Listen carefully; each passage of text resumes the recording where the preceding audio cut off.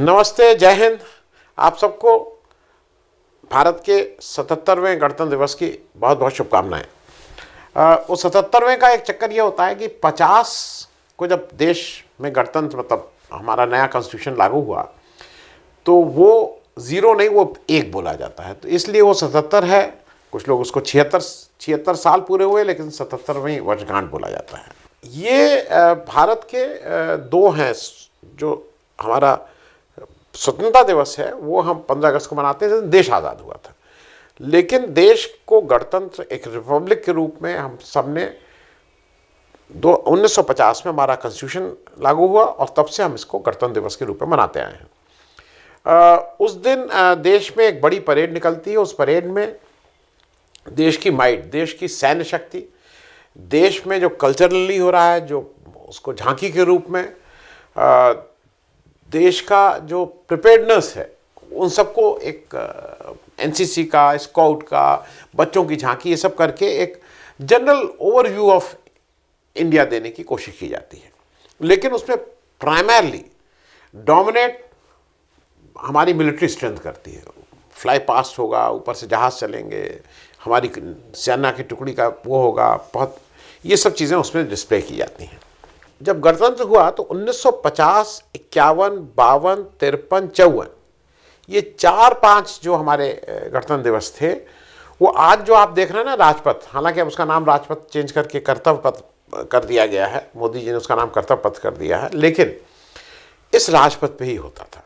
लेकिन जब शुरुआत हुई थी तो ये उतना अभी क्लियर नहीं था। शुरू के 4-5 जो थे वो Irwin amphi theatre, Kingsway, red fort, Ramlila मैदान, इस जगह अलग अलग ये डिस्प्ले होता था। लेकिन 1955 से ये तय हो गया कि राष्ट्रपति भवन से परेड उठती है और फिर लाल किले तक जाती है और फिर कैसे चलना, ये सब धीरे धीरे रूट सेट हो गए। अब तो बिल्कुल सेट है, कहाँ से उठेगी, कहाँ जाएगी, कैसे करेगी, क्या करेगी, बड़ी तैयारी चलती रहती है। मैं जो आज आपसे बात कर रहा हूँ कि जब भारत इसको करता है तो उसमें एक चीफ गेस्ट होता है। और चीफ गेस्ट, मैं आज इस बातों को इसलिए उठा रहा हूँ कि थोड़ा हमें गणतंत्र दिवस है, थोड़ा सोचिएगा कि हम कहाँ आ गए हैं। और ये उत्तर कोई राजनेता नहीं देगा, कोई पॉलिटिकल पार्टी नहीं देगी, ये हमें और आपको सोचना है। 1955 में जब पहली बार हुआ राजपथ पे तो वो मिलिट्री माइट था। अब मैं आपसे जो शेयर करूंगा, 1955 में भारत का जो चीफ गेस्ट होता है उसके सामने हमारी जब सेना की पलटन जाती है तो आइजराइट मतलब उसके सामने अभिवादन करती है, उससे सैल्यूट लेती है। वो एक सुपीरियर प्लेटफॉर्म पे खड़ा होता है, हमारे नीचे सड़क पे वो चलता है और हम उसको चीफ गेस्ट के रूप में उसको सम्मान देते हैं। भारत का अभी तक का जो आज़ादी के से लेके अभी तक का जो सबसे त्रासदी और सबसे मेरे हिसाब से जो सबसे खराब दिन रहा है, जिसको हम लोग भूलना चाहते हैं, वो भारत का पार्टीशन है।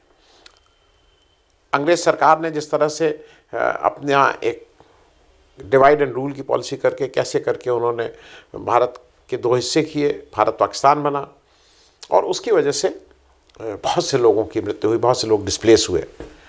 और वो मेमोरी आज भी अगर आप जाइए तो वो जो लोग वहाँ से आए, यहाँ से गए, वो एक मेमोरी है, वो एक दर्द है। उस दर्द को जो कुछ विचारधारा के लोग हैं उसको उभारने की बार बार कोशिश करते हैं कि वो दर्द उभरा रहे, वो उसमें मरहम लगा के उसको ख़त्म करने की बात नहीं है, लेकिन ये दर्द है। मैं ये बात इसलिए कह रहा हूँ कि जब 47 में हुआ था तो दर्द अभी ताज़ा था, लेकिन 1955 में उस रिपब्लिक डे परेड के चीफ गेस्ट, मतलब आपको सुन के ताज्जुब होगा, मलिक गुलाम मोहम्मद साहब थे, जो गवर्नर जनरल ऑफ पाकिस्तान थे। हमने पाकिस्तान जैसा, जो अब तो शत्रु देश है भाई, मतलब पाकिस्तान मतलब शत्रु, पाकिस्तान मतलब गाली, 47 के उन सब बातों को भुला के, शायद जो मेरे मतलब कहीं लिखा तो नहीं, मेरे हिसाब से एक नई शुरुआत करने की कोशिश की गई होगी। क्योंकि उससे पहले भी भारत ने सारे एशियन देश के लोगों को बुलाते थे, सुकर्णों को बुलाए थे, इन सबको, और वो नॉन अलाइंड देशों को बुलाते थे।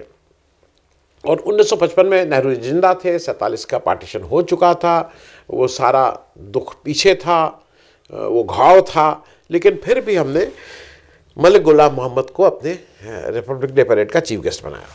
और इससे भी एक और बात आपको करें, क्योंकि फिर हमारा दुश्मन नंबर 1 और 2 में आजकल बहुत होता है कि पहला कौन है। कुछ लोग ये मानते हैं कि पहला भाई चीन है, दूसरा पाकिस्तान है, कुछ लोग कहते हैं नहीं पहला पाकिस्तान है, दूसरा चीन है। लेकिन 1958 में पाकिस्तान के, अब 1955 में पाकिस्तान और उससे 1958 में चीन के ये जियानिंग, अब नाम का चीन में थोड़ा दिक्कत है, वो चीनी नाम है जियानिंग, जो उनके marshal of People's Republic of China थे, मार्शल पद था, उनको हमने चीफ गेस्ट बनाया था 58 में। अब लोग ये कह सकते हैं कि भाई ये बात तो नेहरू जी थे, नेहरू जी तो उनका मतलब दोनों देशों को एक जैसा ट्रीट करते थे, इत्यादि इत्यादि, इस तरह की बहुत सी बातें हो सकती हैं। लेकिन अब आपसे एक और चीज़ शेयर करूं। नेहरू में 1964 में डेथ हो गई, शास्त्री जी नए प्रधानमंत्री बने। भारत जब नए प्रधानमंत्री बने, उससे पहले मे के बाद बन गए प्रधानमंत्री, और भारत और पाकिस्तान के थोड़े तल्ख रिलेशनशिप उस समय शुरू हो गए थे। पाकिस्तान को लगता था कि भारत 1962 की लड़ाई हार गया है, सैन्य रूप से मानसिक रूप से कमज़ोर है और इसका एडवांटेज लेना चाहिए। ये सारी बातें अगर मुझे पता हैं, अगर लोगों को पता है, ये परसेप्शन है कि तमाम किताबें लिखी गई हैं, तो भारत के प्रधानमंत्री को भी ये पता होगा। लेकिन 1965 जनवरी में फिर जब लाल बहादुर शास्त्री प्राइम मिनिस्टर थे, उस बार राणा अब्दुल हमीद साहब ने, जो पाकिस्तान के minister of food and agriculture थे, उनको चीफ गेस्ट बनाया गया। मैं सिर्फ बात ये बताने की कोशिश कर रहा हूँ कि पाकिस्तान जैसे शत्रु देश जो आज माना जाता है, उसके एक बार गवर्नर जनरल साहब और एक बार उनके मंत्री को हमारे यहाँ चीफ गेस्ट बनाया गया 1965 में। लड़ाई अगस्त सितंबर में हुई है, लेकिन 1965 में इनको बना दिया गया था। इसकी बहुत महत्व रहा है। इसमें पुतिन भी आके यहाँ के चीफ गेस्ट रहे हैं, बराक ओबामा भी रहे हैं, मतलब दुनिया भर के लोग आके यहाँ रहते हैं। ये अब मोदी जी आए हैं। मैं ये बात इसलिए कह रहा हूँ कि ये भी ज़रा समझिए कि 2018 में मोदी जी ने 10 राष्ट्रों के राष्ट्राध्यक्षों को बना दिया था चीफ गेस्ट। मतलब जो कंबोडिया, म्यांमार, ये जितने लोग थे, इन सबको उन्होंने, जिसको कहते हैं ना, लाइन से खड़ा करके 10 गेस्ट बना दिए थे। Laos, Malaysia, Indonesia, Cambodia, Brunei, Philippines, Singapore, Thailand, Vietnam, ये सब के 10 लोग यहाँ आ गए थे। ये सब ठीक है, लेकिन आज जो प्रश्न मैं आपसे पूछना चाह रहा हूँ, आप EU के लोगों को आज आपने बुला के चीफ गेस्ट बनाया। अगर जर्मनी, जो ईस्ट और वेस्ट जर्मनी, जिसने इतनी बुरी लड़ाई लड़ी, अगर वो आज एक हो सकते हैं, अगर यूरोपियन यूनियन एक हो सकता है, यूरोपियन यूनियन एक मतलब सब देश अलग अलग हैं लेकिन आपस में व्यापार इतना अच्छा करते हैं, 27 या 29 देश हैं यूरोपियन यूनियन, और सब ठीक से काम कर रहे हैं, तो क्या भारत जब 1947 के घाव को भुला के 1955 में और 1965 में ये सब काम हम लोग कर सकते थे, तो क्या आज एक सुदृढ़ राष्ट्र बनाने के लिए एक सुदृढ़ मजबूत एशिया की ज़रूरत नहीं है? क्योंकि आज ऐसा लग रहा है कि पूरी तरह से जो अमेरिका और यूरोप है, वो अपनी जोर आजमाइश, अपना पावर स्ट्रगल, अपना कौन अच्छा कौन बुरा की, ये सारा कुछ खेल जो है वो एशिया में रच रहा है। इनको उसके खिलाफ, उनको उसके खिलाफ, उनको उसके खिलाफ। अब आप गल्फ में ही देख लीजिए, सऊदी अरेबिया, कतर, ये 3-4 जो देश हैं वो बिल्कुल अमेरिका के पिट्ठू। एक दूसरा वर्ग है जो अमेरिका के अगेंस्ट है, उसमें ईरान हो, पैलेस्टीन हो, ये सब लोग। तो जब बहुत से देश एक दूसरे के साथ आ सकते हैं, एक दूसरे के साथ मिलकर काम कर सकते हैं, ज़ेलेंस्की अगर जाके पुतिन से, मतलब यूक्रेन और रशिया अगर बैठ के बात कर सकते हैं, तो क्या भारत के जो हमारे एशिया के देश, एक मैकेनिज्म बना था, एक सार्क का मैकेनिज्म बना था कि कम से कम जो सार्क के ये देश हैं वो आपस में बात किया करें, लेकिन उस मैकेनिज्म को तो हमने तोड़ दिया।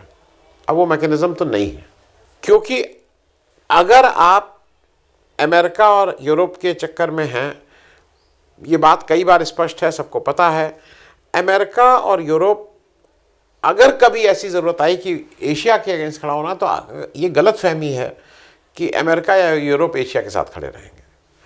अमेरिका और यूरोप अंतोगत्वा एक साथ जाएंगे। उनके जो लड़ाई झगड़े भी हैं, वो कौन ज़्यादा लूटे, किसको लूट का माल मिले। लोग वर्ल्ड वॉर में कहते हैं कि वर्ल्ड वॉर तो साहब यूरोपियन देशों के बीच हुई थी। यूरोपियन देशों के बीच कौन किसको लूटेगा इसलिए हुई थी। आप अगर ये देखिए भाई, एशिया सब कॉलोनी थे, कोई फ्रेंच कॉलोनी, कोई पुर्तगाल की कॉलोनी, कोई अमेरिका, कोई ब्रिटिश कॉलोनी, कोई, मतलब सब कॉलोनी थे। तो ये झगड़ा तो ये था कि हम कौन राज करेगा, ये कोई आपस का।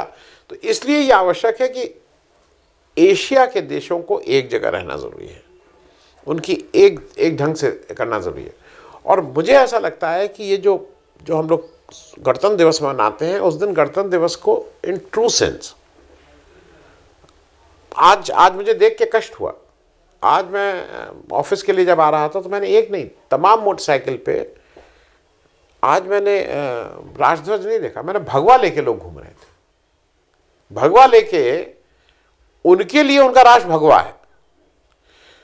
तो ये जो एक टेंडेंसी आ रही है ना कि हिंदुस्तान यही राष्ट्र है, हिंदू राज्य, ये राष्ट्र को कमजोर कर रहा है। आप जितनी देर भी बात कर लीजिए, आप कहीं पे भी कर लीजिए, लेकिन जब तक आप सारे मजहबों को, सबको एक साथ मिलकर नहीं करेंगे, आप एक मजबूत राष्ट्र नहीं बन सकते हैं। बीजेपी या कोई कुछ समझाता रहे सुबह से शाम तक कि साहब इनकी वजह से देख लीजिए। एक नया चल रहा है कि बांग्लादेश से इतने लोग आ गए हैं उसकी वजह से। मैं आज सुबह, मैं झंडारोहण जहाँ था मेरी कॉलोनी में, वहाँ मैं गया था, अरे साहब बांग्लादेशी लोग आ गए, उनके लिए क्या किया जाए। तो दूसरे ने एक अच्छा जवाब दिया, उसने कहा कि अगर मान लीजिए थोड़ी देर के लिए, उनका आर्गूमेंट सही भी है, चूहा अगर गोदाम में घुस जाए तो क्या गोदाम को जला देते हैं? अगर आपके पास जो भी बांग्लादेशी आए हैं, जो आप कहते हैं पिछले 12 साल से तो खोज रहे हैं, कितने बांग्लादेशी खोजे आप? 12,000, 1 लाख, 12 लाख, आप कुछ खोजे? क्योंकि ये केवल वोट लेने के लिए अगर आप ये काम कर रहे हैं तो ये मेरे ख्याल में ठीक नहीं है। मैं ये बात इसलिए आज आपके साथ शेयर कर रहा हूं कि अगर 1955 में, अगर 1958 में, अगर 1965 में हम पाकिस्तान और चीन के लोगों को बुला के अपने यहाँ मुख्य अतिथि बना सकते थे, तो आज ये संभव क्यों नहीं है? और अगर आज इसकी बात भी कोई कर रहा है तो उसको देशद्रोही क्यों बोला जा रहा है? लोहिया से लोगों के बहुत मत अलग हो सकते हैं, लेकिन लोहिया एक सपना देखते थे कि भारत पाक महासंघ बनाओ सम्मेलन, भारत पाक के महासंघ की बात करते थे। यूरोपियन यूनियन का कंसेप्ट वो आज से 60 साल पहले बोलते थे, व्हाई नॉट एशियन यूनियन? और इन सब बातों के लिए किसी को थोड़ा आगे देखना पड़ेगा। और जिस दिन हम इसके लिए तैयार हो जाएंगे कि हमारे निर्णय यूरोप और अमेरिका नहीं लेगा, एशिया देश के निर्णय एशिया में बैठे हुए लोग अपने विवेक से अपने राष्ट्र के हित को देखते हुए लेंगे, उस दिन मेरे ख्याल में सही गणतंत्र भी होगा और सही स्वाधीनता भी होगी। थैंक यू सो मच, धन्यवाद।